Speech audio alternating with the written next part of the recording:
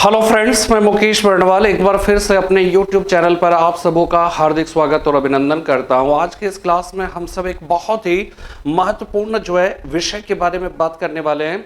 हमने last video में जब चार्टर एक्ट के संबंध में जिक्र किया था तो उस क्रम में हमने इस बात की जानकारी दी थी कि बंगाल का प्रथम गवर्नर कौन था, बंगाल का अंतिम गवर्नर कौन था, बंगाल का प्रथम गवर्नर जनरल कौन था, इसके बाद बंगाल का अंतिम गवर्नर जनरल कौन था, भारत का प्रथम गवर्नर जनरल कौन था, भारत का प्रथम वायसराय कौन था। इस तरह के जो सवाल पूछे जाते हैं ये वास्तव में कह सकते हैं कि यह बहुत ही कंफ्यूजिंग होता है और इसके संबंध में कॉन्सेप्ट पता नहीं हो पाने के कारण वास्तव में ये कंफ्यूजन जो है वो क्या कि बना रहता है। और अक्सर ऐसा देखा गया कि विभिन्न एग्जाम्स में कहीं ना कहीं किसी न किसी रूप में इस तरह के सवाल जो है एक ना एक रहते ही हैं। तो आज के इस वीडियो में हम सब कोशिश करेंगे कि इस सारे कॉन्सेप्ट या सारे जो कंफ्यूजन है उस कंफ्यूजन को हम दूर करें। हम ऐसा कॉन्सेप्चुअली आपको इस तरह से बताएं कि वास्तव में वो सारी जो कह सकते हैं कि जो समस्याएं बनी रहती है इस प्रश्न को हल करने में वो सारी समस्याओं का अंत हो जाए। तो आइए आज के इस क्लास में हम सब इस बात को समझने की कोशिश करेंगे कि बंगाल का पहला गवर्नर कौन था और इसके बाद जो है फिर अंतिम गवर्नर, फिर भारत का प्रथम गवर्नर जनरल, फिर भारत का प्रथम वायसराय, फिर स्वतंत्र भारत का अंतिम गवर्नर जनरल या पराधीन भारत का अंतिम गवर्नर जनरल। इस तरह के जो सवाल हैं उन सारे सवालों को जो है आज हम देखने की कोशिश करेंगे,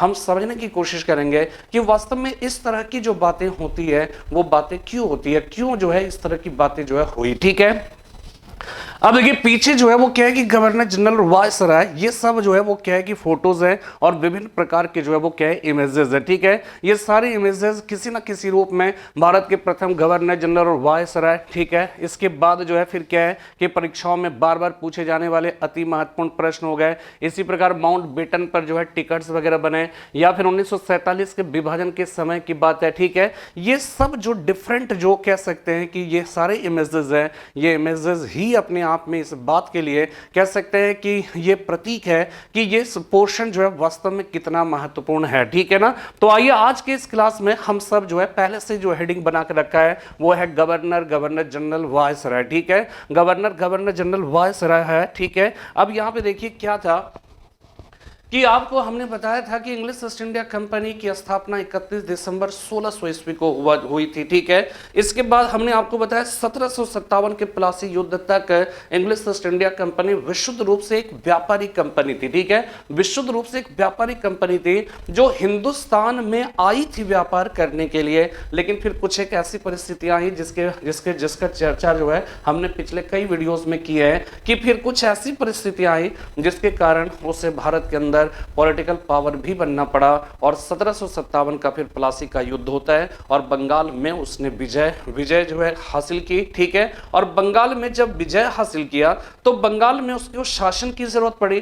तो बंगाल में शासन करने के लिए एक व्यक्ति की आवश्यकता थी जो बंगाल के जो शासन है उसको गवर्न कर सके। ठीक है, गवर्नर का जो मतलब होता है वो यही समझ लीजिए जो शासन की व्यवस्था को गवर्न करता है। ठीक है, ये ध्यान रखिएगा कि गवर्नर किसको कहते हैं, जो गवर्न करता है, जो संचालित करता है, जो शासन की व्यवस्था को क्या करता है, कंडक्ट करता है, ऐसे ही व्यक्ति को क्या कहा जाएगा, गवर्नर। लेकिन चूंकि 1757 का जो प्लासी का युद्ध था रॉबर्ट क्लाइव के नेतृत्व में अंग्रेजों ने जीता था, इसीलिए प्लासी के युद्ध में विजय के पश्चात जब बंगाल में गवर्नर बनाने की बात आई तो उसमें सर्वोपरि जो नाम था वो नाम रॉबर्ट क्लाइव का था और इसीलिए 1757 ईस्वी में बंगाल के प्रथम गवर्नर के रूप में रॉबर्ट क्लाइव का नाम सिलेक्ट किया गया और इस प्रकार बंगाल का पहला गवर्नर रॉबर्ट क्लाइव बना और यहीं से गवर्नर का इतिहास जो है प्रारंभ होता है, जो बाद में गवर्नर जनरल, फिर भारत का गवर्नर जनरल, फिर भारत का वायसराय, इस तरह से क्रमशः होते हुए फिर आजादी के समय तक जाता है। ठीक है,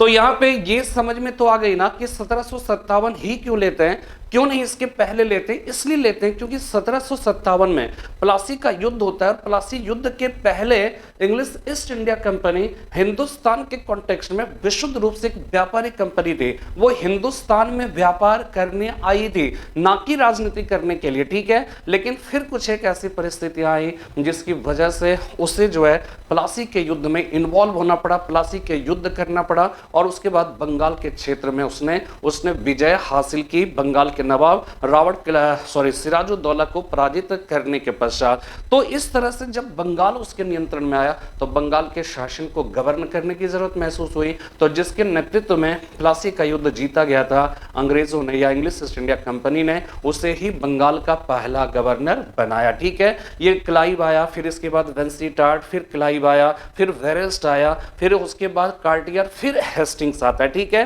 और ये ध्यान रखिएगा कि जो रॉबर्ट क्लाइव है उस रॉबर्ट क्लाइव का शासनकाल 1757 से 60 के बीच रहा। ठीक है, 1757 से लेकर 60 के बीच कह सकते हो कि ये रॉबर्ट क्लाइव का जो बंगाल का पहला गवर्नर था। याद रखना है, बंगाल का पहला गवर्नर। अब आप कहोगे क्यों नहीं पूरे बंगाल का गवर्नर जनरल कह दिया गया, क्यों नहीं पूरे भारत का गवर्नर जनरल कह दिया गया? यहां पे ये ध्यान रखिएगा, अभी बंगाल के क्षेत्र में उसका प्रभाव स्थापित हुआ है। अभी मद्रास, अभी बंबई, अभी दिल्ली, अभी बहुत से पंजाब, अभी बहुत सारे क्षेत्र बचे हुए थे। तो केवल बंगाल के क्षेत्र को जीतकर आप पूरे बंगाल, पूरे भारत का गवर्नर जनरल कैसे हो सकते हैं? ठीक है ना, तो इसलिए बंगाल का गवर्नर कहा गया। अभी एक प्रकार से ये कह सकते हो कि बंगाल ही उसके लिए सब कुछ था, बंगाल से इतर और कुछ भी नहीं था। तो आप पूरे भारत का गवर्नर जनरल कैसे कहला सकते हो? ठीक है ना, ये बात चली। इसके बाद क्लाइव आया, क्लाइव बंगाल का पहला गवर्नर, फिर उसके बाद वेंसीटार्ट, फिर क्लाइव आया। ठीक है, फिर से क्लाइव आया था 1764-65 ईस्वी में और 67 तक रहा। फिर उसके बाद वेरेस्ट आता है, वेरेस्ट के बाद फिर कार्टियर, कार्टियर के बाद फिर वॉरेन हेस्टिंग्स आता है। और वॉरेन हेस्टिंग्स कब आया था? 1772 ईस्वी में आया था। और 1772 ईस्वी में आया और 85 तक वो जो है वो कहे कि यहाँ पे हिंदुस्तान के अंदर रहता है, लेकिन दो भिन्न भिन्न पदों में उसकी एक प्रकार से नियुक्ति हुई। 1772 में जब आया तो चूंकि प्लासी युद्ध के बाद से ही बंगाल का गवर्नर, बंगाल का गवर्नर, बंगाल का गवर्नर, बंगाल का गवर्नर, 1772 में बंगाल का अगला गवर्नर कौन आया? वॉरेन हेस्टिंग्स आया। वॉरेन हेस्टिंग्स हिंदुस्तान के अंदर ही था, शासन बंगाल के गवर्नर के रूप में करना स्टार्ट ही किया। तब तक 1773 ईस्वी में ब्रिटिश पार्लियामेंट में कौन सा अधिनियम पारित हुआ? रेगुलेटिंग एक्ट पारित हुआ, नियामक अधिनियम, रेगुलेटिंग एक्ट पारित हुआ। और इसके अंतर्गत बंगाल के गवर्नर को बंगाल का गवर्नर जनरल कहा जाने लगा। यानी कि वहां पे जो छोटे छोटे जो गवर्नर जो है कह सकते हैं अन्य प्रांतों में, तो उसके हेड के रूप में उस सभी के गवर्नर को कह सकते हैं उसको कंडक्ट करने, यानी सभी गवर्नरों के जनरल के रूप में उसको जो है नियुक्त किया गया और वो बंगाल का गवर्नर जनरल कहलाने लगा। आप कहोगे कि भाई 1773 में पूरे भारत का गवर्नर जनरल कह देता, उसके लिए बेंटिक तक इंतजार करने की जरूरत क्या थी? तो रीजन ये था कि 1757 से लेकर 1773 के बीच में अगर आप देखें तो लगभग जो है वो कहे कि 15 ही साल तो बीते थे ना।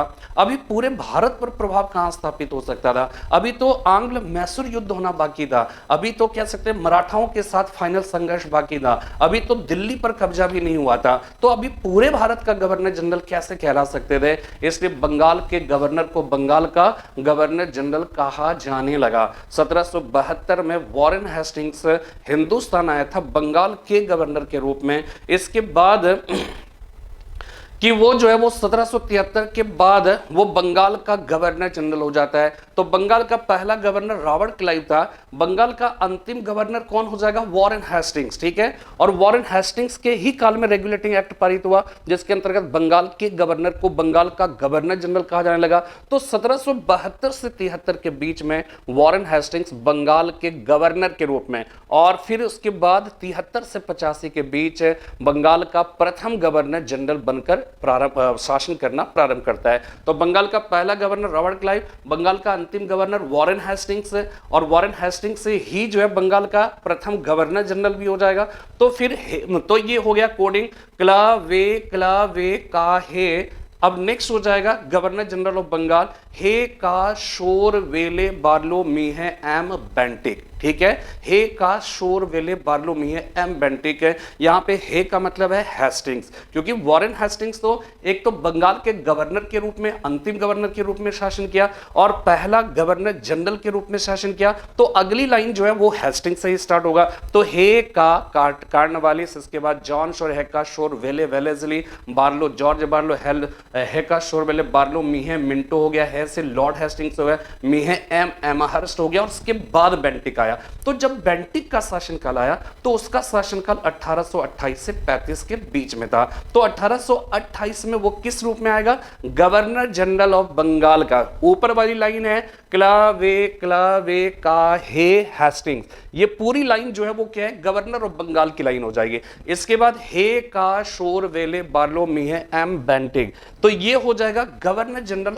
ऑफ बंगाल। और पहला गवर्नर जनरल जो है, गवर्नर जनरल ऑफ बंगाल जो है वो वॉरेन हेस्टिंग्स हो जाएगा। और अंतिम governor general Lord William Bentinck हो जाएगा। क्यों? क्योंकि 1828 में वो हिंदुस्तान बंगाल के गवर्नर जनरल के रूप में आया और 35 तक उसने शासन किया, लेकिन गवर्नर जनरल बंगाल के रूप में नहीं, बल्कि उसमें भी दो कैटेगरी था, 1828 से 33 के बीच और 33 से 35 के बीच। अब 33 क्यों? क्योंकि 1833 का चार्टर अधिनियम पारित हुआ था, जिसमें हमने बताया था कि बंगाल के गवर्नर जनरल को अब पूरे भारत का गवर्नर जनरल कहा जाने लगा। अब आप कहोगे क्यों कहा जाने लगा? क्योंकि अगर आप 1833 तक देखिएगा तो अंग्रेजों ने क्या है 1767 से 69, 80 से 84, 90 से 92 और 1799 4 आंग्ल मैसूर युद्ध हो चुके थे। टीपू सुल्तान हैदर अली का खात्मा हो चुका था, उसको जो है ब्रिटिश सरकार ने अपने रास्ते से उनको हटा दिया था। ठीक है, इसके बाद देखिएगा कि फिर जो है 1775 से 82, 1803 से 6, 1817, 18 3 आंग्ल मराठा युद्ध हुए थे।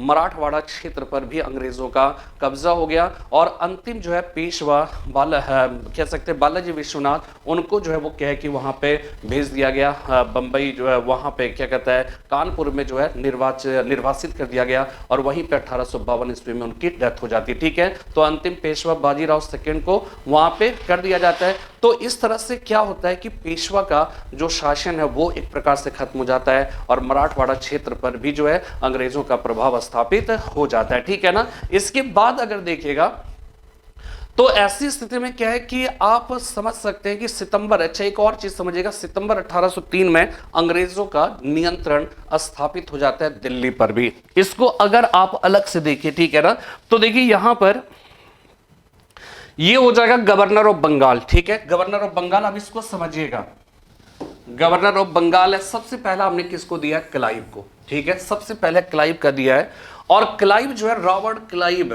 ठीक है, रॉबर्ट क्लाइव हो गया। क्यों? 1757 से 60 के बीच है। ठीक है, और इसके बाद वेरेस्ट हो गया, फिर वेंसीटार्ड, क्लाइव, फिर वेरेस्ट, फिर कार्टियर, फिर हेस्टिंग्स हो गया। और वॉरेन हेस्टिंग्स का शासन का 1772 से 85 के बीच है। और इसी बीच 1773 का रेगुलेटिंग एक्ट पारित हुआ, जिसके अंतर्गत बंगाल के गवर्नर को बंगाल का गवर्नर जनरल कहा जाने लगा। ठीक है, ऐसी स्थिति में वॉरेन हेस्टिंग्स का शासनकाल दो भागों में बांट सकते हैं, 72 से 73 और 74 से 85। 72 से 73 के बीच में गवर्नर ऑफ बंगाल के रूप में और 74 से 85 के बीच गवर्नर जनरल ऑफ बंगाल, यानी बंगाल का पहला गवर्नर रॉबर्ट क्लाइव हो जाएगा, तो बंगाल का अंतिम गवर्नर कौन हो जाएगा? Warren Hastings. और बंगाल का पहला गवर्नर जनरल भी क्या हो जाएगा? वॉरेन हेस्टिंग्स हो जाएगा। ये याद रखिएगा, बंगाल का पहला गवर्नर क्लाइव, बंगाल का अंतिम गवर्नर वॉरेन हेस्टिंग्स है, बंगाल का प्रथम गवर्नर जनरल भी कौन हो जाएगा? वॉरेन हेस्टिंग्स हो जाएगा।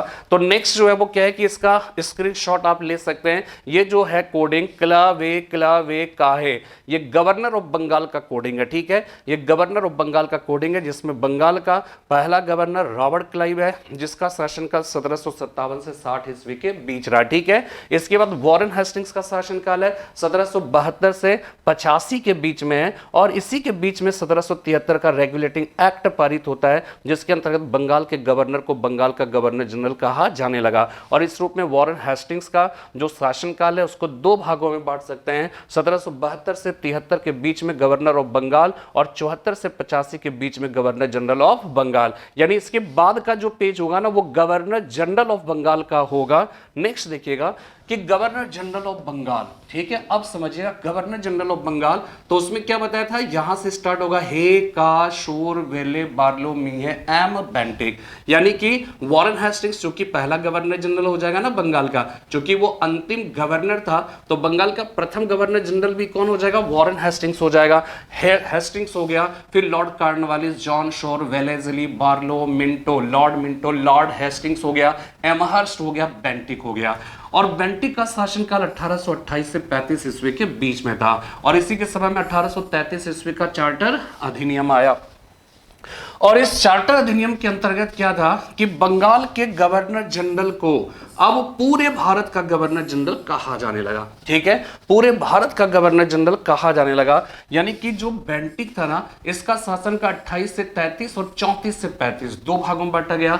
Governor general of Bengal, governor general of India. यानी कि लॉर्ड विलियम बेंटिक जो है बंगाल का प्रथम governor general Warren Hastings, Bengal का अंतिम governor general Lord William Bentinck, और बंगाल का प्रथम गवर्नर जनरल जो है, भारत का प्रथम governor general Lord William Bentinck हो जाएगा। तो इसके बाद की जो लाइन है वो लाइन स्टार्ट हो जाएगा लॉर्ड विलियम बेंटिक से, और वो जो है हो जाएगा गवर्नर जनरल ऑफ इंडिया। ठीक है, वो हो जाएगा गवर्नर जनरल ऑफ इंडिया। तो इसके पहले पेज में जो कोडिंग था वो कोडिंग था क्लावे काहे, और ये जो कोडिंग हो गया हे का शोर वेले बार्लोमी है एम बेंटिक। ठीक है, क्लावे काहे हे का शोर वेले बार्लोमी है एम बेंटिक। ठीक है, अब बेंटिक के बाद स्टार्ट होगा, बेंटिक से स्टार्ट अब अगली लाइन होगी वो है गवर्नर जनरल ऑफ इंडिया। ठीक है, तो नेक्स्ट लाइन जो है वो क्या है, गवर्नर जनरल ऑफ इंडिया। तो बेंटिक से स्टार्ट हो जाएगा। तो बंगाल का पहला, भारत का पहला गवर्नर जनरल कौन हो जाएगा, Lord William Bentinck.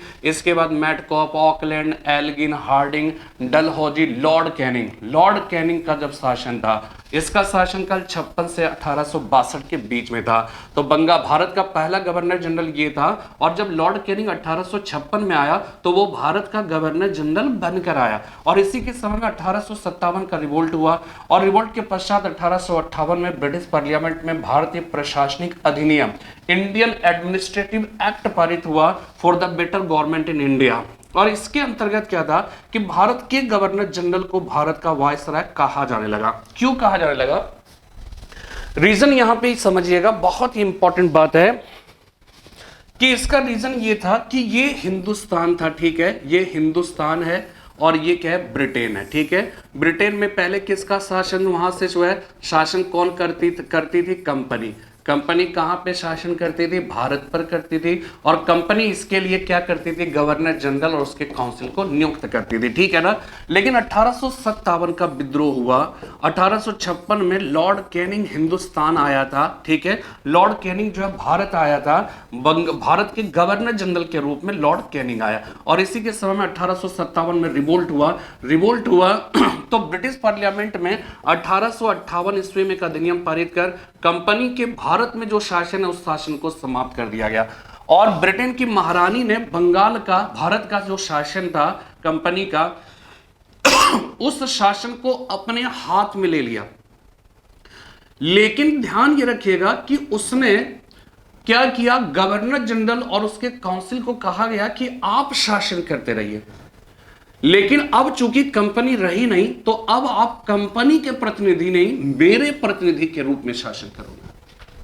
Governor general इसलिए कहा गया ना कि बंबई का अलग गवर्नर, मद्रास का अलग गवर्नर, ठीक है, और सारे प्रांतों के अलग गवर्नर, और इन सभी गवर्नरों के जनरल के रूप में गवर्नर जनरल हो गया। ठीक है, गवर्नर जनरल हो गया। अब यहां पर क्या हो गया कि 1857 के विद्रोह, जो इन सारे जो गवर्नर थे, इन सारे गवर्नरों के जनरल होने की वजह से, यानी सारे गवर्नर का कोऑर्डिनेटर होने की वजह से, या सारे गवर्नरों को कंट्रोल करने की वजह से ही गवर्नर जनरल कहलाया ना। ठीक है, गवर्नर जनरल इसलिए कहलाया। अब यहां पे ये समझना है कि जब कंपनी के शासन का अंत हो गया तो एक तरह से देखा जाए तो गवर्नर जनरल तो कंपनी ही नियुक्त करती थी ना, तो गवर्नर जनरल को भी खत्म कर देना चाहिए था। लेकिन ब्रिटेन की महारानी ने इससे यह कहा कि ऐसा है, आपका जो काम था यहाँ पे कोऑर्डिनेट करने का वो आप करते रहिए, यानी यहाँ के गवर्नरों के जनरल के रूप में आप जो शासन कर रहे हो आप करते रहिए, किंतु अब आप जो है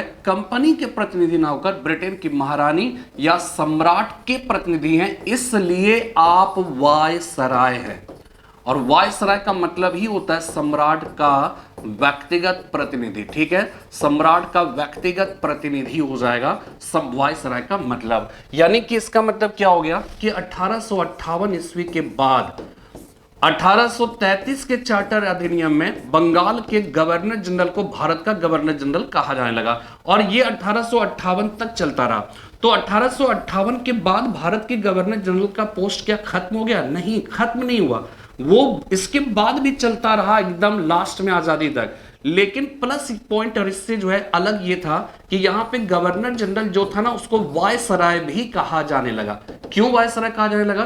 क्योंकि अब जो ये गवर्नर जनरल था ना वो कंपनी का प्रतिनिधि नहीं था, ब्रिटेन के सम्राट या साम्राज्ञी का प्रतिनिधि था, इसलिए वो वायसराय था। क्यों? क्योंकि वायसराय का मतलब ये होता है सम्राट का व्यक्तिगत प्रतिनिधि, यानी एक व्यक्ति में दो बातें थी, ये वायसराय भी कहलाता था, गवर्नर जनरल भी कहलाता था। जब ये व्यक्ति हिंदुस्तान के सभी गवर्नरों को कोऑर्डिनेट करता था, उसके जनरल के रूप में शासन करता था, उस सब को कंट्रोल करता था, तब ये व्यक्ति कहलाता था गवर्नर जनरल। लेकिन जब इसी व्यक्ति को सम्राट के प्रतिनिधि के तौर पर देखा जाता था तो यही व्यक्ति उस समय वायसराय कहलाने लगता था।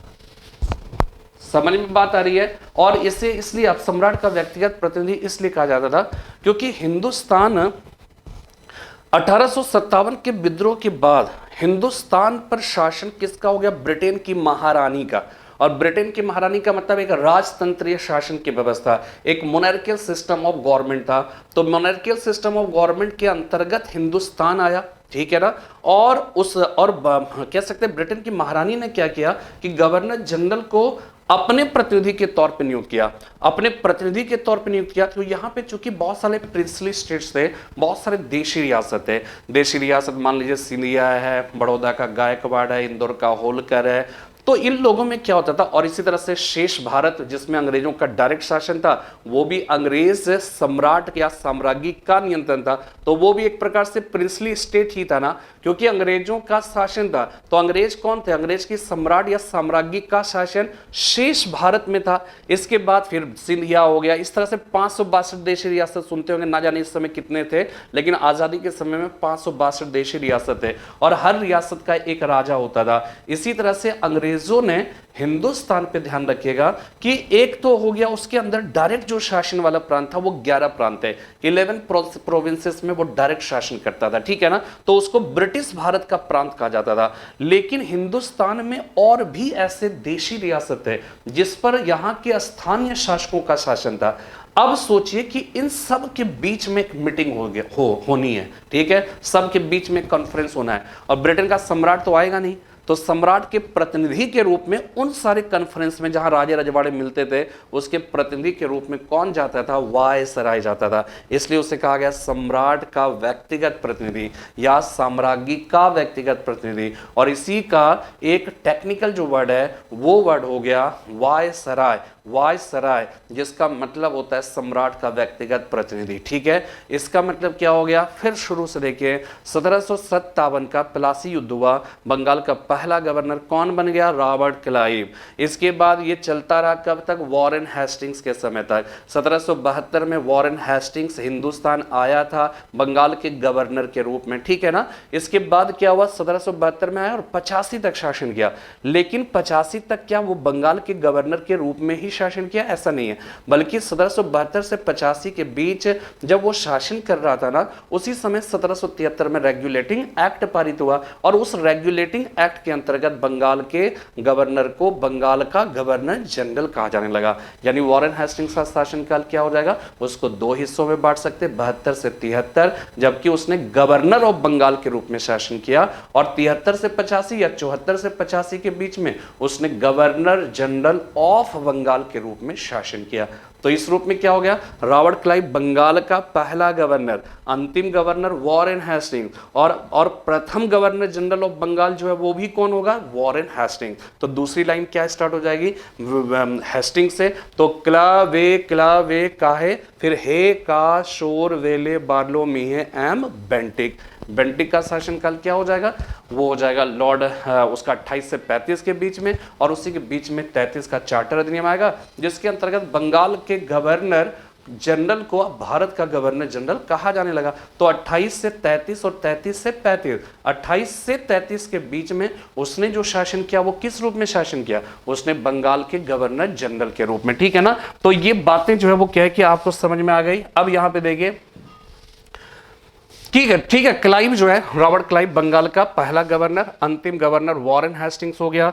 अगली लाइन है, वॉरेन हेस्टिंग्स बंगाल का प्रथम गवर्नर जनरल और लॉर्ड विलियम बेंटिक के समय में यह अंतिम governor general, Lord William Bentinck जो है बंगाल का अंतिम गवर्नर जनरल और भारत का प्रथम गवर्नर जनरल होगा। ठीक है, तो भारत का प्रथम गवर्नर जनरल बेंटिक हो गया। इसके बाद कैनिंग तक चलता है। कैनिंग के समय में 1857 का विद्रोह, 1858 में भारत के गवर्नर जनरल को भारत का वायसराय कहा जाने लगा। क्यों कहा जाने लगा, यहां पे ये ध्यान रखिए, वायसराय भी कहा जाने लगा। ऐसा नहीं कि वायसराय गवर्नर, यानी कि 1858 के बाद जो भी होगा आप फ्री हैं कहने को, आप उसको गवर्नर जनरल कहो या वायसराय या गवर्नर जनरल प्लस वायसराय कुछ भी कह लीजिए। ठीक है, आप जो है वो कह कि 1858 के बाद फ्री है। तो कैनिंग जो है वो क्या हो जाएगा, भारत का अंतिम, भारत का गवर्नर जनरल, भारत का प्रथम वायसराय कहिए। ठीक है, रॉबर्ट क्लाइव बंगाल का प्रथम गवर्नर, वॉरेन हेस्टिंग्स बंगाल का अंतिम गवर्नर, बंगाल का प्रथम governor general Warren Hastings, Bengal का अंतिम governor general Lord William Bentinck, Bharat का प्रथम governor general Lord William Bentinck, Bharat का मतलब कह सकते हैं कि प्रथम वायसराय जो हो जाएगा वो हो जाएगा लॉर्ड कैनिंग। और ये चलता रहेगा कब तक जो है, अब आप देखिए ये चलता रहेगा। ठीक है, चलता रहेगा कैनिंग, है ना, governor general plus viceroy of India. Canning हो गया, Canning, Elgin, Mayo, Northbrook, Lytton, Ripon, Dufferin, Lansdowne, Elgin, Curzon, Minto, Hardinge, Chelmsford, Reading, Irwin, Willingdon, Linlithgow, Wavell और माउंटबेटन। माउंटबेटन का शासनकाल 24 मार्च 1947 से 30 जून 1948 के बीच रहा। ठीक है, 30 जून 1948 के बीच रहा। और इसी बीच हिंदुस्तान आजाद हो गया 15 अगस्त 1947। 15 अगस्त 1947 और आपको मालूम होगा कि 9 दिसंबर 1946 में संविधान सभा की पहली बैठक हुई और 26 नवंबर 1949 को पूरा हुआ। 26 नवंबर छोड़ दिए, 26 जनवरी 1950 को संविधान लागू हुआ। ठीक है, 26 जनवरी 1950। तो 9 दिसंबर 1946 से बैठक चली रही थी, तब तक इस बीच 15 अगस्त 1947 को हिंदुस्तान आजाद हो गया। संविधान अभी तो बनकर तैयार तो 1950 में होगा, तब तक माउंटबेटन से रिक्वेस्ट किया गया कि वो हिंदुस्तान में रहे, हिंदुस्तान में वो रहे। 30 जून 1948 तक उनका मियाद था, वो 30 जून 1948 को चले गए। लेकिन 30 जून 1948 तक भी हमारे देश का संविधान नहीं बना था, तो अंतरिम व्यवस्था के रूप में माउंटबेटन के स्थान पर कोई ना कोई गवर्नर जनरल होना चाहिए। तब सी राजगोपालाचारी को 30 जून 1948 को नियुक्त किया गया और वो कब तक रहेंगे, 26 जनवरी 1950 के पहले तक, जब डॉक्टर राजेंद्र प्रसाद भारत के प्रथम जो है राष्ट्रपति बनेंगे, तब फिर सी राजगोपालाचारी अपने पद से हट जाएंगे। तो इस रूप में क्या है, पराधीन भारत की बात आ जाएगी। पराधीन भारत, जब हिंदुस्तान आजाद हुआ उसके पहले तक लॉर्ड माउंटबेटन अंतिम गवर्नर जनरल, स्वतंत्र भारत का प्रथम गवर्नर जनरल भी लॉर्ड माउंटबेटन और स्वतंत्र भारत का अंतिम गवर्नर जनरल सी राजगोपालाचारी, और ये सी राजगोपालाचारी एकमात्र भारतीय गवर्नर जनरल भी थे। समझ में बात आ रही है, ठीक है ना। तो ये जो इसका पूरा जो कोडिंग है ना, वो कोडिंग क्या है, अब इसकी कोडिंग समझ लीजिए फिर से एक बार, ठीक है ना। कोडिंग समझ लीजिए और एक साथ रटिएगा, ठीक है ना, एक साथ रटेंगे तो क्या होगा। देखिए, क्लावे क्लावे काहे, हे का शोर वेले बार्लो मीहे एम बेंटिक, इसके बाद बेंटी मैट ओका एला हार्डिंग डल कैनिंग, इसके बाद कै, इसके बाद आ जाएगा कै एल में ना ली री डल ए कमी हा चेरी इविली वेमा। ठीक है, क्लावे पहली लाइन, क्लावे क्लावे काहे, गवर्नर ऑफ बंगाल। फिर दूसरी line, governor general of Bengal, हे का शोर वेले बार्लो मीहे एम बेंटिक। तीसरी line, governor general of India, बेंटी मेटा ओका एला हार्डिंग डला कैनिंग। चौथी line, governor general plus viceroy of India, के एला मेना लीरी डले एकमी हाचेरी इवली वेमा। चूंकि वो बड़ा लंबा है ना, तो लंबा है तो आपको डिटेल में पढ़ना होगा, ठीक है। अब जो है वो क्या होगा, क्लबे क्लबे का हे का शोर वेले बार्लो में एम बेंटी बेंटी मेटा ओका एला हार्डिंग डाला कैनिंग के एला मेना लिरी डाली एकमी हाचरी वेली वेमा। तो क्लाइव से लेकर माउंट बेटन तक हो जाएगा। तो एक बार फिर से रिकैप करिए, बंगाल का पहला गवर्नर रॉबर्ट क्लाइव, बंगाल का अंतिम गवर्नर क्लबे क्लबे काहे, है ना, क्लबे क्लबे, क्ला मतलब क्लाइव, बंगाल का पहला गवर्नर कौन हो जाएगा, रॉबर्ट क्लाइव। क्लबे क्लबे काहे, हे हेस्टिंग्स, हेस्टिंग्स बंगाल का अंतिम गवर्नर। अगली लाइन है, हे का शोर बेले बार्लो मिये एम बेंटिक, हेस्टिंग्स मतलब बंगाल का पहला governor general, Lord William Bentinck तक जाएगा, बंगाल का अंतिम गवर्नर जनरल। और इसके बाद फिर तीसरी लाइन होगी, गवर्नर जनरल ऑफ इंडिया, बेंटी मेट ओका एला हार्डिंग डला कैनिंग, बेंटिक यानी बेंटिक भारत का प्रथम गवर्नर जनरल, और लॉर्ड कैनिंग तक चलेगा। लॉर्ड कैनिंग के समय में वायसराय का पोस्ट जो है, वायसराय नाम आया, ठीक है, 1858 में। तो नेक्स्ट स्टार्ट हो जाएगा governor governor general plus viceroy.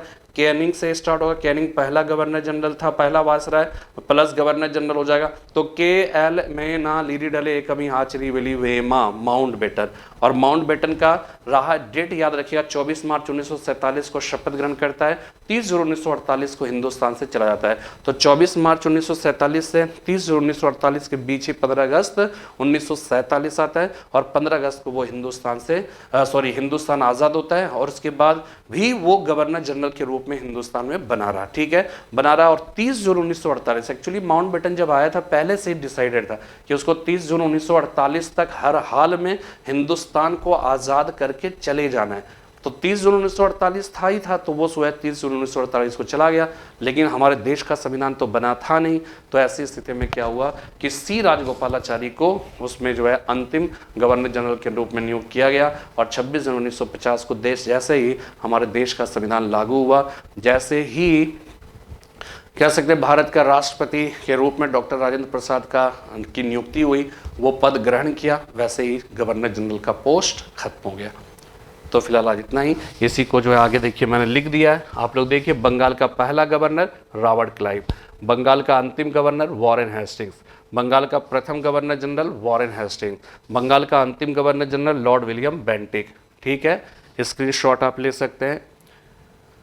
इसके बाद भारत का प्रथम governor general Lord William Bentinck, Bharat का प्रथम viceroy plus governor general Lord Canning, पराधीन भारत का अंतिम गवर्नर जनरल लॉर्ड माउंटबेटन, स्वतंत्र भारत का प्रथम गवर्नर जनरल भी लॉर्ड माउंटबेटन। इसके बाद अंतिम गवर्नर जनरल सी राजगोपालाचारी, जो एकमात्र भारतीय गवर्नर जनरल भी थे। समझ में आ रही है बात? तो उम्मीद करता हूँ कि ये कॉन्सेप्ट आपका क्लियर हो गया होगा, और मुझे लगा कि ये बहुत ही इंपॉर्टेंट सवाल है और इस पर एक अलग से वीडियो बनाना ज़रूरी है। तो मेरी पेशकश अगर अच्छी लगी हो तो कुछ कमेंट्स ज़रूर कर दीजिए करिए, ठीक है, थोड़ा सा जो है थोड़ी ऊर्जा मिल जाती है आपके कमेंट्स से, ठीक है। तो फिलहाल आज इतना ही, फिर कल मिलते हैं एक नए वीडियो के साथ, तब तक के लिए जय हिंद, जय भारत।